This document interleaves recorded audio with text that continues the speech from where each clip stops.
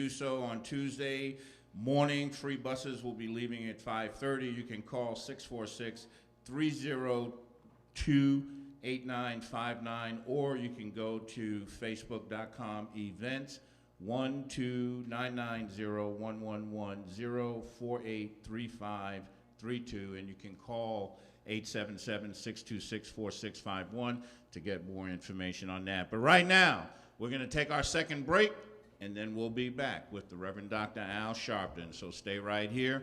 We're coming back to you. All right. Arnold Penix, our arts and entertainment. Good morning, good morning. The NAN Arts and Culture members were treated to the National Director of Membership, by the National Director of Membership, Dominic Sharpton, to the Broadway show Fela this past Saturday. NAN members were given the VIP treatment with orchestra seats on the front and second row. Being a NAN member does have its privileges. After that, I was rushed to the cabinet retreat at Bill Griffin's house, where I was captured by Brother John in the act of eating a hot dog. And that's the NAN Arts and Culture report. And with Arnold, that was very artistic. All right. We also have a special guest that we're going to present during this break. She is Carissa, the violin diva, soul jazz violinist. She's been involved in Music Soul Child. She is a regular violinist serving the ministry at Christ Church in Montclair, New Jersey. We welcome you.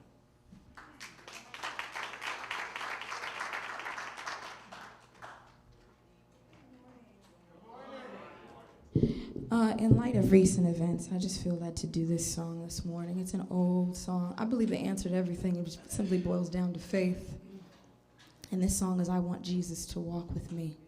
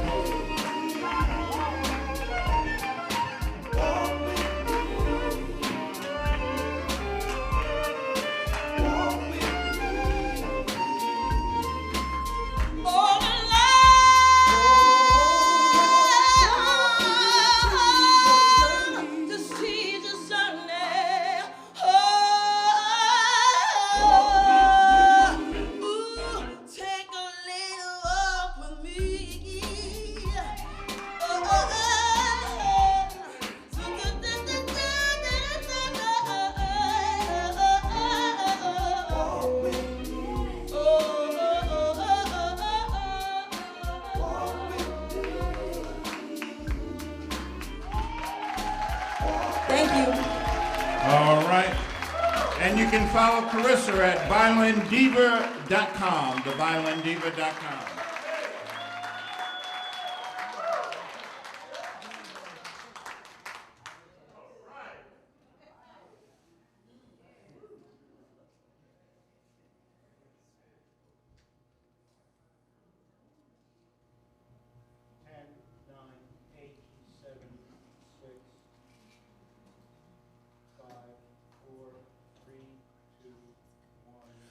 We're back, brothers and sisters. We're here. We're live. We're at the House of Justice in the village of Harlem. Call somebody. Tell them the action is on the air. I want you to get on your feet right now for the soul reacher, the liberation seeker, the people's preacher, the Reverend Dr. Al Sharpton.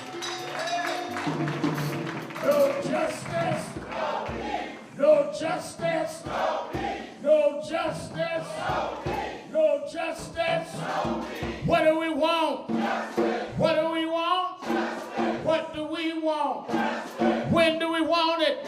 When do we want it? When do we want it? When do we want it? Hug the person next to you. Tell them you love them. Sunday, we're happy to be here another Saturday morning for the Saturday Action Rally. And for you that are here live in the House of Justice, 106 West 145th Street in the village of Harlem. And for you that are listening in your homes and in your cars and in your places of business, we are happy to be with you another Saturday morning where the action is. And certainly you that are listening on WLIB 1190 AM in New York, and you that are watching us from chapters or wherever you are around the country at www.nationalactionnetwork.net. Let me say, as has been stated, we are all happy to see the head of Elizabeth chapter, Elizabeth, New Jersey. Come on up, Reverend Bartlett. We are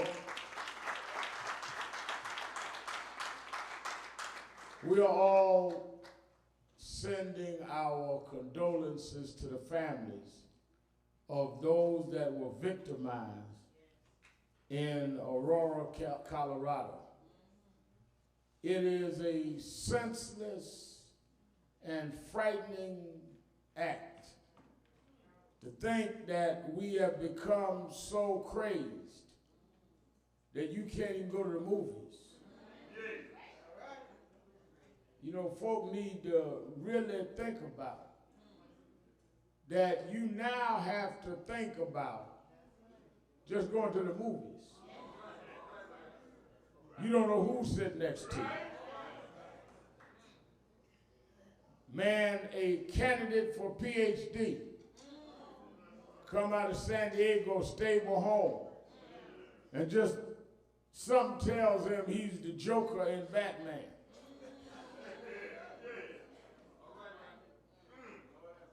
You don't know who's the Joker on a bus, on a train, on a plane. This is the society and times we live in. We need to really take an inventory of what we are about in this country. When bloodshed and killing is entertainment, you breed sickness and madness. We are entertained by bloodshed. You go home and sit on the couch and watch folk just shoot up folk on TV. And it's entertaining. Somehow, we've got to grab back a hold of our moral compass. Then we are also bereaved this week at the passing Sylvia Woods, who built an institution in our community. And as Tamika said, was so dear to all of us. Her funeral will be Wednesday morning at 11 o'clock at Grace Baptist Church in Mount Vernon. I will be doing the eulogy, and W. Franklin Richardson III will be officiating. The chairman, Dr. Richardson, is going to Africa, but his son, who heads our Florida chapter, will be officiating. I'll do the eulogy. She will lie in state here in Harlem on Tuesday from 10 to 3 at Abyssinian Baptist Church, and then brought to Mount Vernon for the funeral.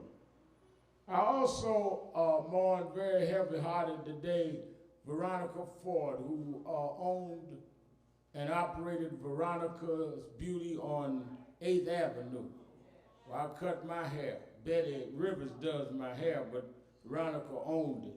About a week and a half ago, I went in the shop. She had fell with a massive heart attack out of nowhere. And a week later just died unexpectedly. Just saw a week and a half ago in the shop, doing well, doing like she always does. You never know when your last day is. There was no warning. When I heard about Veronica, I was literally stunned because I just saw her. But the old folks say you're gone here today, gone tomorrow. And you could feel good right now. Minister of a mega church in Texas. I'm on my way to Dallas Monday, tomorrow, leaving Washington from the International AIDS March and headed to Dallas. Major minister. Preached last Sunday, went in his office and died in the office right after he preached. You never know. That's why you ought to live every day for meaning. You ought to live every day for a higher purpose. You ought to live every day making a permanent statement. And you ought to be nice to everybody.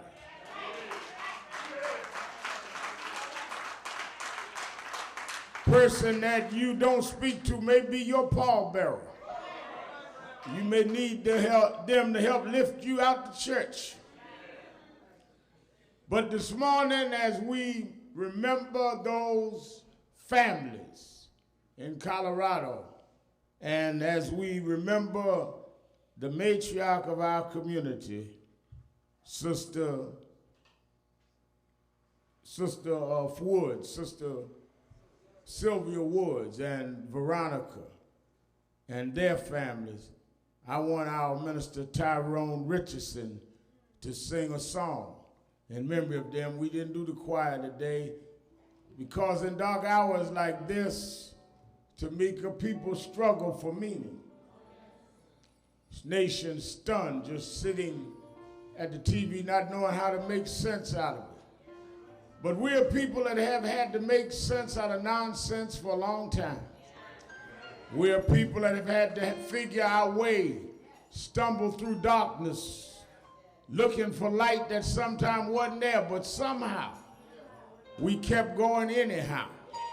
We're people that took nothing and made something happen. People that had to connect things that were disconnected. We had to believe beyond our circumstance. Well, how did y'all make it? Well, God didn't give us much money. For a while, we couldn't even read or write. We didn't have much education. But we're here because he gave us some grace. Amazing grace. And if we keep that grace, we'll see Sylvia again. Amazing grace. Amazing grace shall always be my song of praise. For it was grace that bought my liberty. I do not know just why he came to love me so. but he looks beyond all of my faults, and so my knees I shall forever lift mine eyes to Calvary, to view the cross where Jesus died for me. How marvelous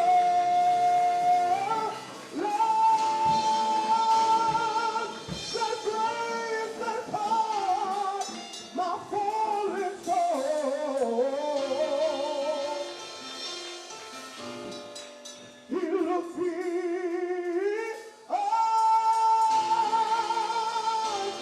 every one of my faults and saw my needs.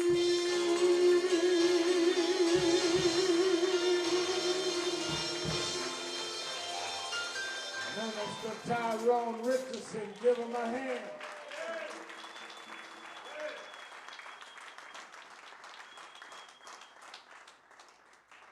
Certainly we want to keep in prayer all of the families. Certainly we're happy. We told you last week about an unfortunate accident that Curry, Rachel Nordlinger's son had. He's doing better, and she and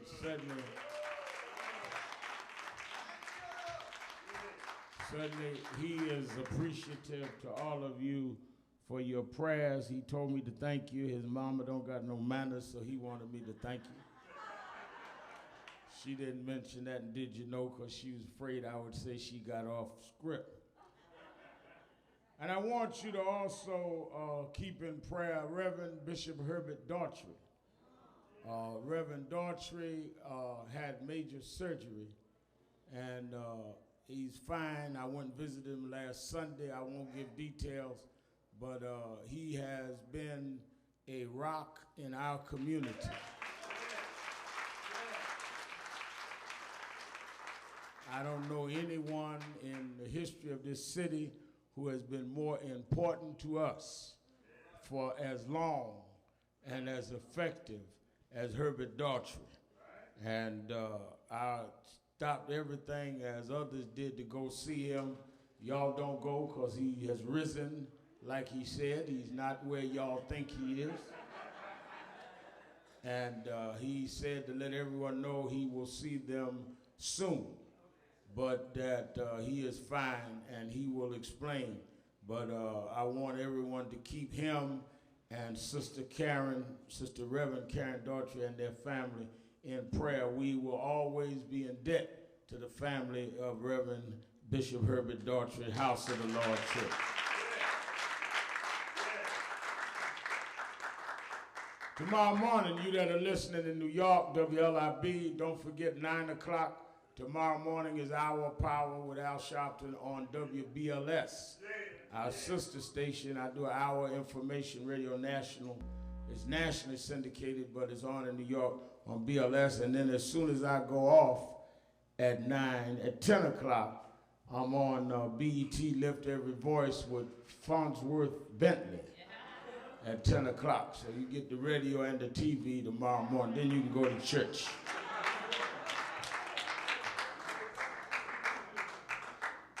This week, I want to thank those we were in Virginia, Portsmouth, Virginia. Many of our members in National Action Network, and many from New York.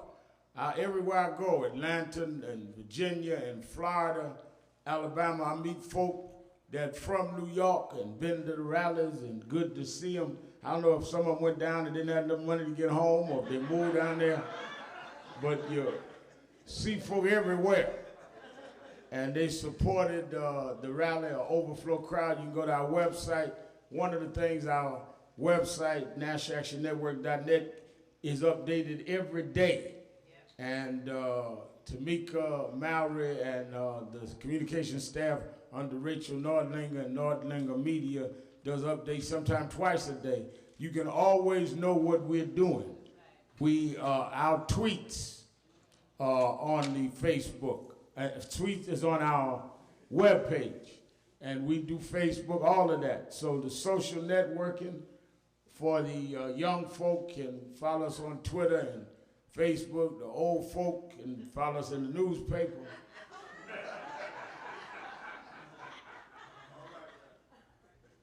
But we are out there, and I want to thank the people in Virginia. I want to also thank all of you that met us Monday night. We had a packed house for the new membership class. And we went through orientation. Many have signed new committees. I came by the membership chairman, Dominique, and our executive director and general counsel and others conducting as we move forward, building the organization. I was proud when we was out this weekend on the Huffington Post. Our bureau chief in Washington has a column posted. We're trying to build leadership in the next generation. Yeah. And one of the things that is important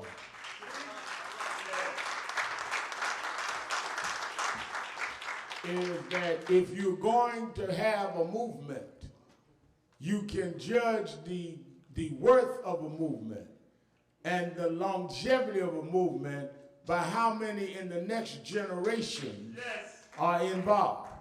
So when I look at Tamika in her 30s and our head of our chapter in Detroit, who watches every Saturday, they have their own Saturday rally, Charles Williams in his 30s, and in Marcus Coleman in Atlanta in his 30s.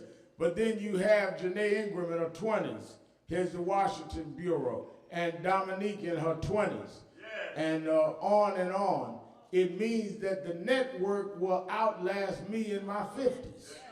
But if I'm in my 50s and I'm the youngest one in the leadership, then you are on your way out. But you just got to have enough sense. Anytime you go into more funerals than christenings, that means your friends are too old to have babies and old enough to have funerals. When you got to keep your black dress and black suit in the cleaners, you're going to be wearing one in a minute. But you want to build something. And then you run around acting like you ain't going to die. You leaving here. Like my grandfather used to tell my mother's boyfriends, you ain't got to go home, but you leaving here. I don't know where you're going, but I know you're getting out of here. And you need to come to face with that.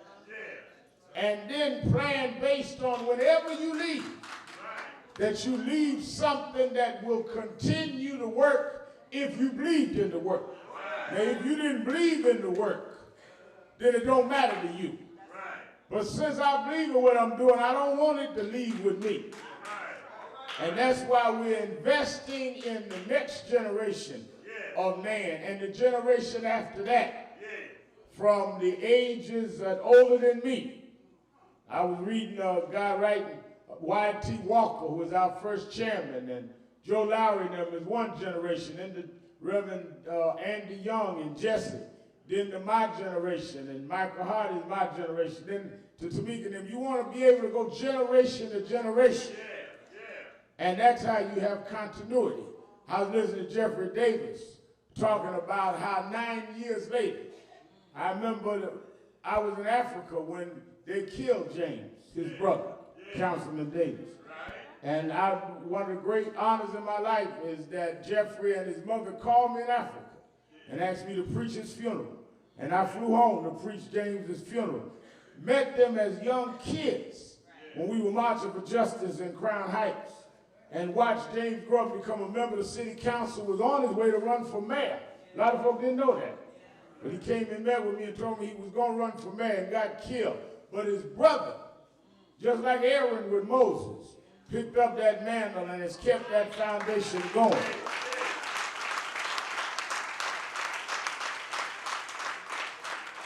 So James will not die because he had vested in his brother who keeps his name alive. And August 4th, they'll be doing it again.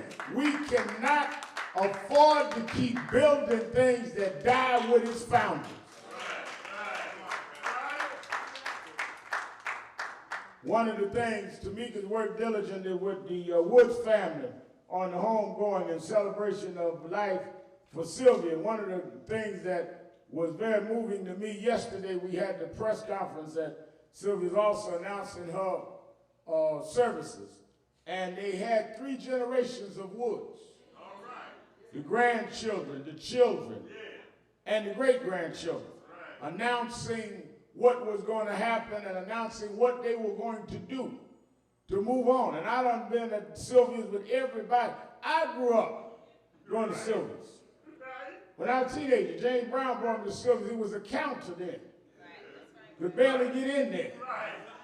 And I could watch it grow, and where I was in life, gauge it by Sylvia's. And I lived down through the years. I brought Barack Obama there from here one night. Caroline Kennedy, when she wanted to run for Senate, that's where we met. Bill O'Reilly, I took there one night. And on and on. But then we used to sit, plot, and scheme in Sylvia's. Governor David Patterson and I, Foy was governor, Greg Meeks, and me and Teresa and Beverly used to meet there and didn't have enough money to pay for the food. I used to meet at Sylvia's, and Beverly would watch, make sure if I was going to the bathroom, I wasn't slipping out the door. We come a mighty long way. But it's the continuity. One of the things we don't do is sit down enough and tell our children our struggles. We want them to feel that everything was perfect and that everything was all right and that you didn't have tough times or you didn't make mistakes. Everything wasn't all right. And every day wasn't sunshine. And there were times that you didn't know whether you was going to make it. And there were mistakes you made. The story is not that you didn't make mistakes. The story is not that you didn't have a problem. The story is that despite that, God brought you through anyhow. And if you teach your children that, it will give them the strength to know that no matter what they go through, that just like their mama or grandmama, they can make it through. But if you build people on invincibility, when they become vulnerable, they'll think something's wrong with them. If you build them to know that you're going to have some rain, and even if it don't rain, you're going to get some tears. But if you can see through your tears and keep going, that you can make it anyhow, then they will not feel awed, because they'll be prepared that life is full of ups and downs. Everybody ain't going to pat you on the back. This week, we saw several things. I must say that one of the things that amazes me is the arrogance and insensitivity that some people demonstrate. I was in Virginia speaking, so I didn't see it live, but I watched the tape of this interview with George Zimmerman. Now, I got it, and I want to acknowledge I'm very happy that Melanie Marshall came by from FELA. I want to tell everybody support FELA. I've gone to see it, and some of y'all went down with membership last week to see it. I believe 20 of you went down there, 19 plus Brother Penix. He's a seat all by himself.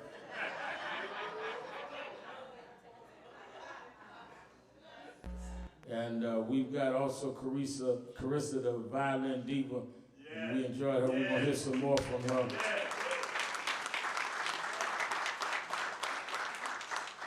Carissa is a diva, and Rather, Phoenix is a Dover. What do you call a man? A man, a woman is a diva, a man is a Dover. A Devo. Okay, he's a Devo. So 19 and the Devo went to see Fila last week. But as I was saying, I watched this tape of Zimmerman. Now I understand defendant gonna try to get his public support. I don't understand, and I talked to Michael Hardy about it, why his lawyer let him even do an interview. Because one of the cardinal rules of going on trial is don't let the defendant talk, especially if he's gonna say stuff that is a complete contrary to the evidence that everybody heard. At first I was just gonna ignore it, but then when he starts saying things that obviously was not what he said on tape, I played it on my show on MSNBC, where he said he was not running, but he told the people on the 911 tape he was running. I mean, just 4 or 5 different straight out inconsistencies. So I don't know why his lawyer even let him do it, other than if they're trying to raise some money or something. I don't know what they're trying to do.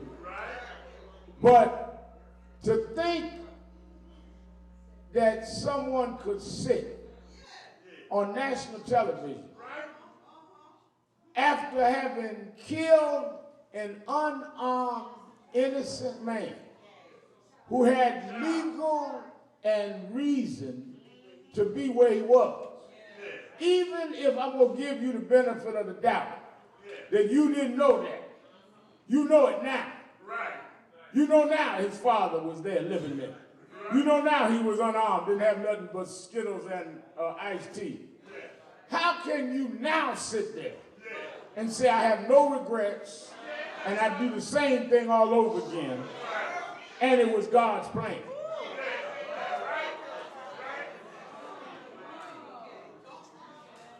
And then on top of that, say that I should apologize.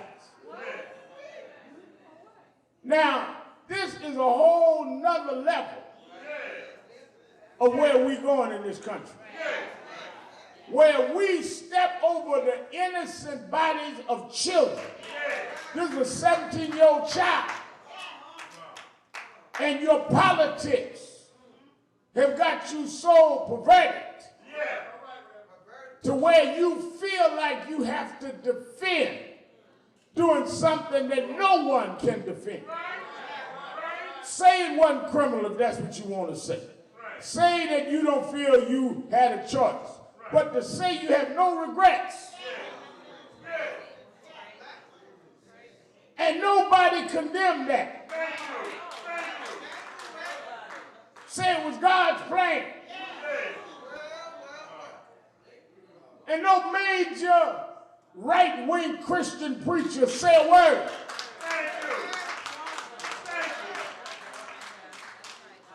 Where are the evangelicals now?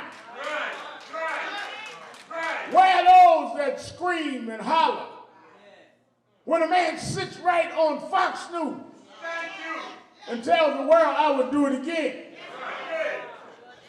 Oh, I'm sorry, tell the family I'm sorry, but I have no regrets.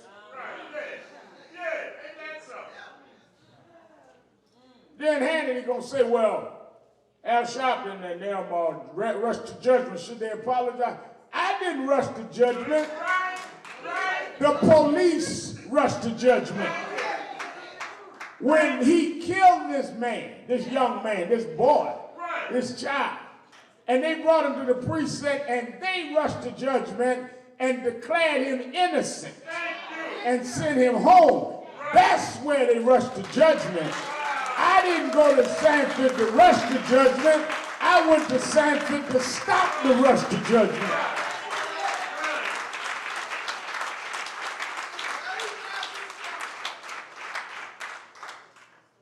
You got an innocent young man, innocent boy dead.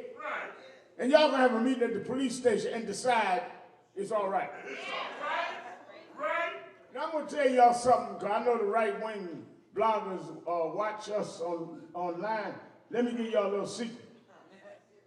Not only did he offend humanitarian, not only did he insult many of us that believe in civil rights, he gave y'all a little problem, you little right-wingers. Because he said he didn't even know stand your ground law that night. Didn't he say that? He said, I know nothing about stand your ground. Well, if he didn't know nothing about stand your ground, then what was the basis the police let him go at the precinct?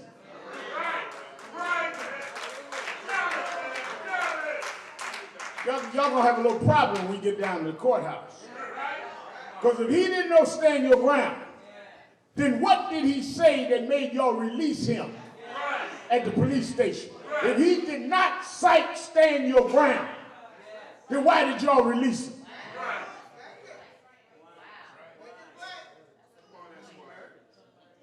What did he say? What was his defense? If he didn't know stand your ground, was he lying now or was he lying then?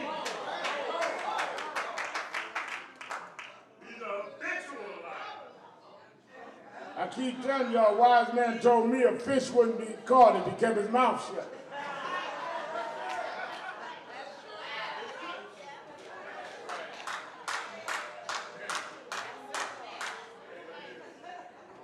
Just keep talking. They dangle that mic in front of you like bait. Waiting on you to bite. As soon as you bite, we gonna wheel you in. Then this madness. And I want to reiterate what was announced. I'll be in Washington at the HIV/AIDS March tomorrow. And I hope that this week, as we deal with the HIV/AIDS crisis, and it's a crisis, many of you will be, I know Ash and Dominique has the big shop entertainment thing at Harlem State Office Building tomorrow that I don't announce because it's shop entertainment, but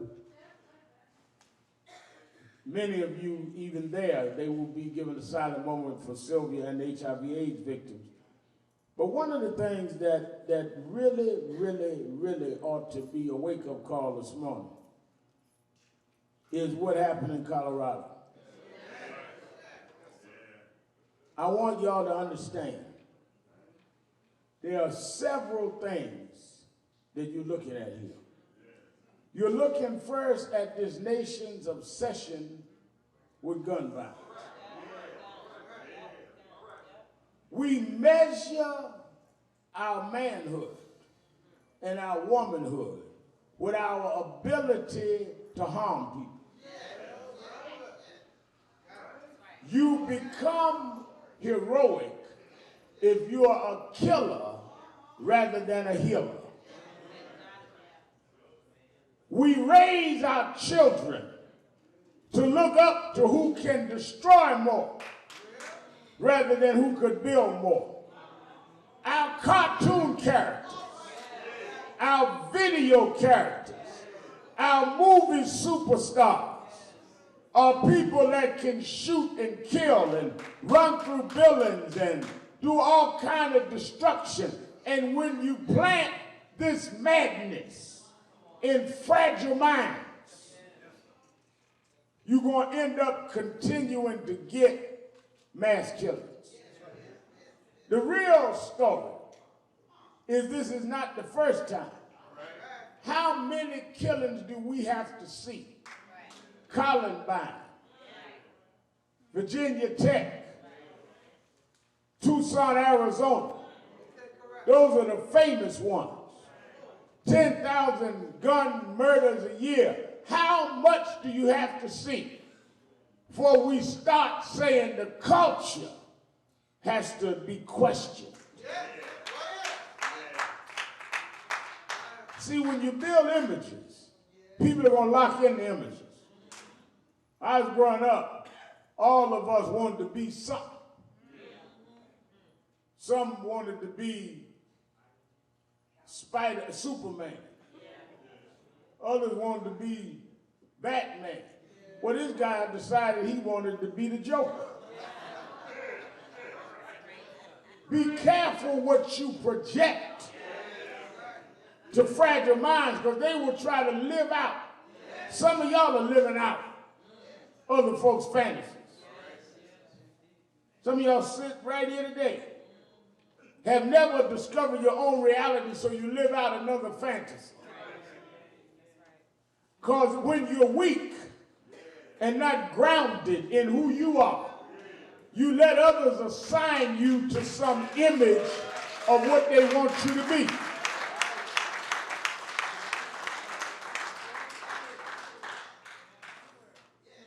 Well, I do this because I heard that's the right way.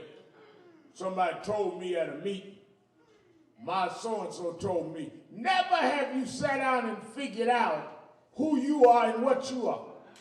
Those that shape history are people that don't duplicate what has already happened, but innovate what has not happened before. This guy wanted to be what he saw. Well, somebody like Batman, he liked the Joker.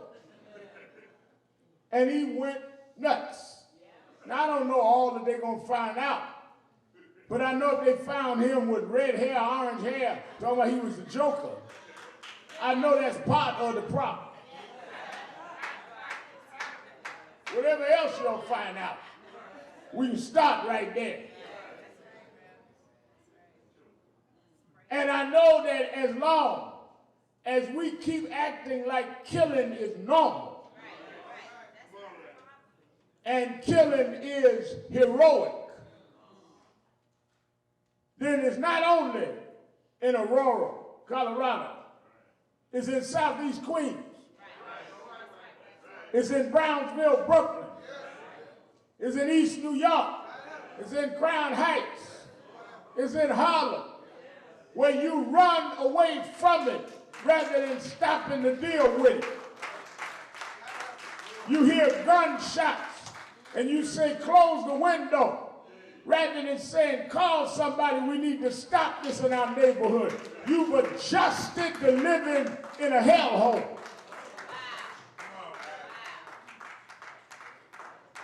Show you how maddening it's gotten, how sick we've gotten. We turn up the television and don't hear gunshots. That's adjusting to the madness. You go home right now and lock yourself in. You might as well be in Rikers Island. I go to Folk House. Got 3 locks on the door and a pole. Anytime you got to pole yourself in the house, shouldn't nobody have to beg you to join no anti-violence group. You living incarcerated. You incarcerate yourself every night. You're your own corrections officer.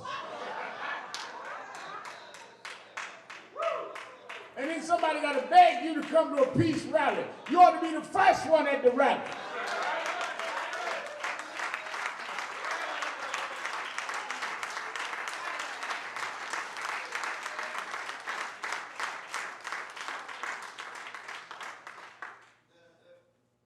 Do everything you can to get a nice apartment. They got to put bars on the window. Can't even look outside because you got to bar yourself in.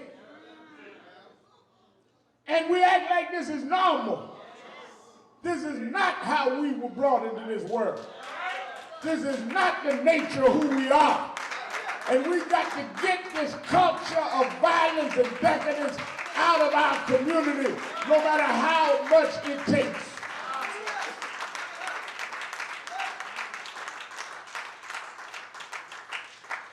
Well, Reverend, it's just so bad. Well, how did it get bad? By us adjusting to it. I joke about it, but it's serious. My mother raised me in an environment where I had to be something, because I wasn't allowed to do things that would lead to my demise.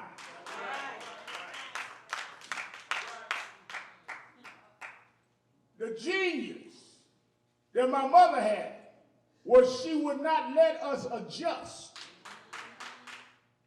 My father left when I was 9. Never saw him for many years. She never used that as an excuse. She never let us adjust to that. Time for breakfast, she wasn't at the table talking about your daddy ain't here. She put food on the table. My sister, I said, well, I didn't want that. She said, boy, eat your breakfast and show me your homework.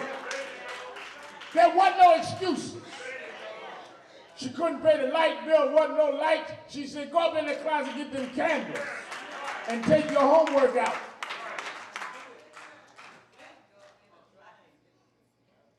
I said, well, all the kids on the block laughing at us because our lights is out. She said, they outside, I'm inside.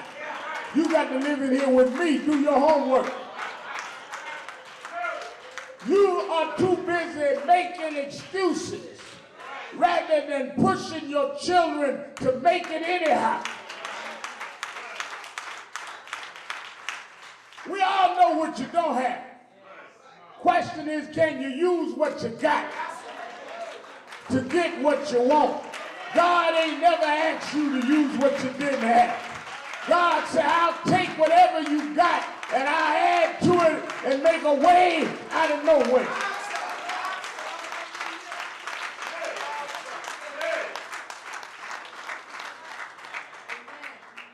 Read the book.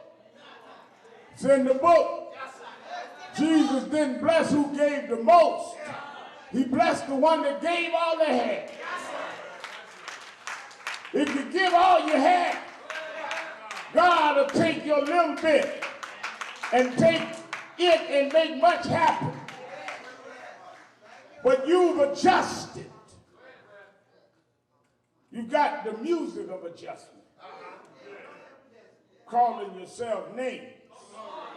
Since they treat you like nothing, you trying to celebrate being nothing. Men done disrespected you women so.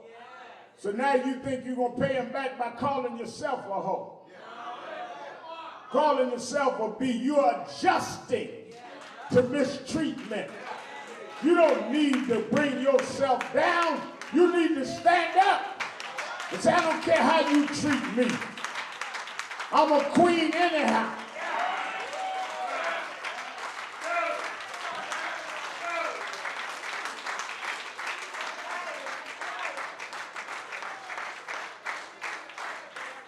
You ain't got enough sense to give me a throne, don't mean I ain't no queen. I may never get a throne, but I'm a queen anyhow. I'm a king anyhow. And I'm not going to act like no pauper to adjust to your image of me. I know who I am. And I know what God made me to be.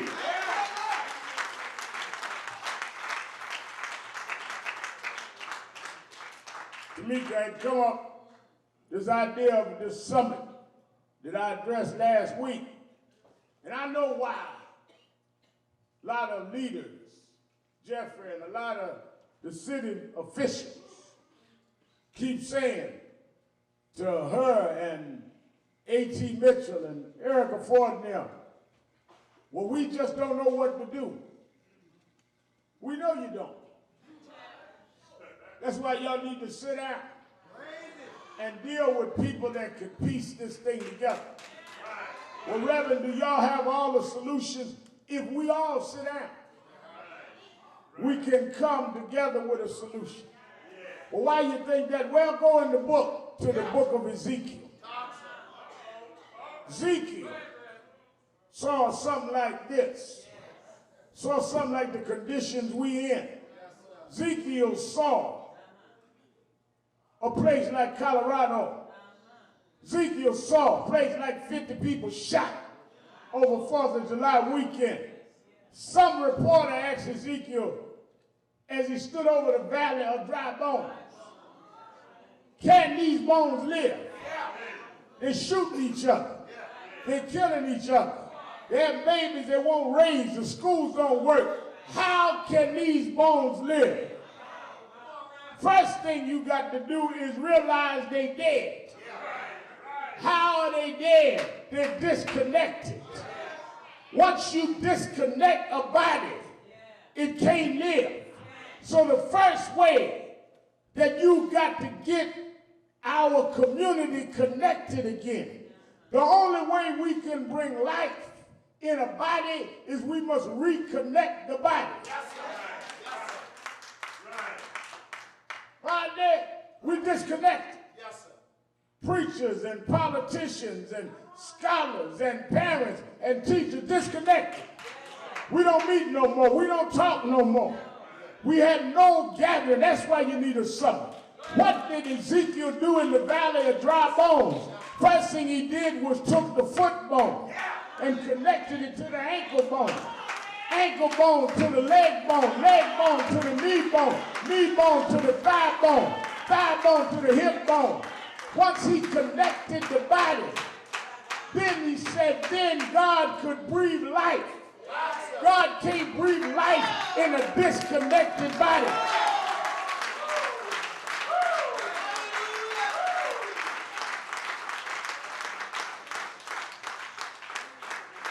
But if we connect this community, leaders run around ego tripping, want to be the most important, worried about who on the evening news when you ain't got nothing to say, worried about who gonna have the biggest car when you ain't driving nowhere. Don't matter what kind of car you ain't got nowhere to go.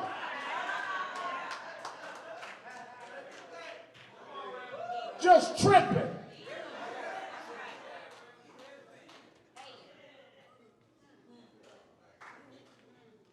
That's why we need to connect this community.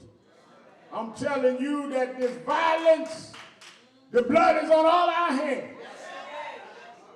We walk by children that don't know why they're here, looking for love, looking for understanding, and you too busy trying to be something you'll never be than to be something in somebody's life that could make a difference.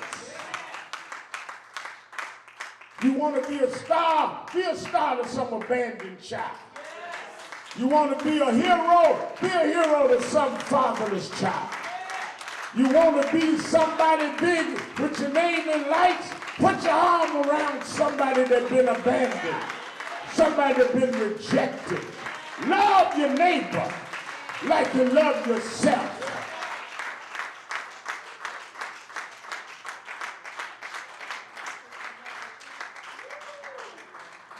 And if you do that, God will pay you back. Or you say, I don't know how I'm going to make it. I'll tell you how. If you do what is right, God will cover you. I was signing the paper the other day. They go through all these insurance policies and who you going to have if you kick the bucket, get covered, and all that kind of stuff. I thought about how most of my life, my mother couldn't even insure us, but I was covered.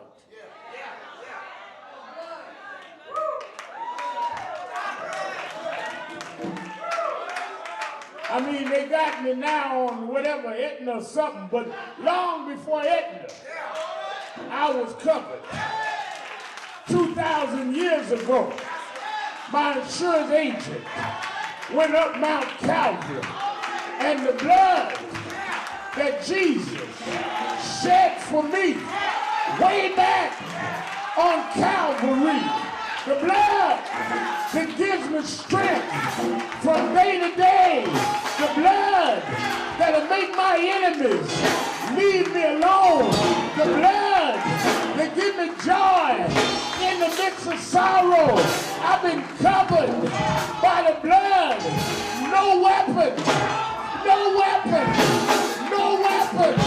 formed against me shall prosper. I've been covered by the blood. I've been covered by the blood.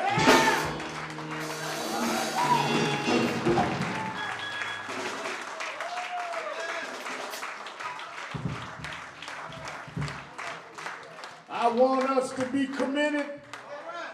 I want us to make a pledge that I'm going to do something in my own life to counter this violence, to counter this wickedness.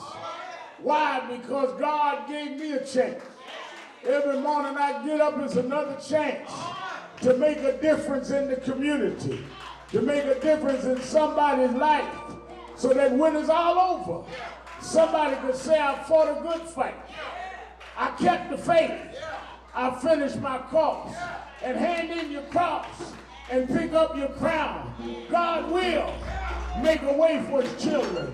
I don't know when, I don't know how, but God will make a way for his children. He promised never to leave me. Never alone. Never alone. Never alone. Yeah. Everybody sing. Everybody sing. Everybody sing.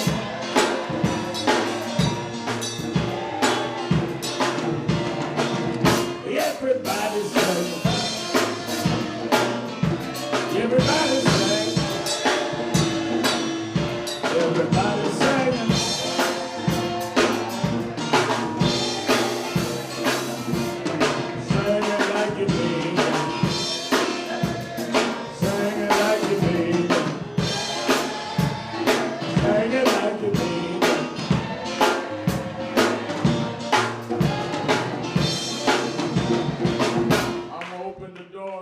Movement. There may be someone here today that has not joined National Action Network. You hear us on the radio. Some of you watch us on the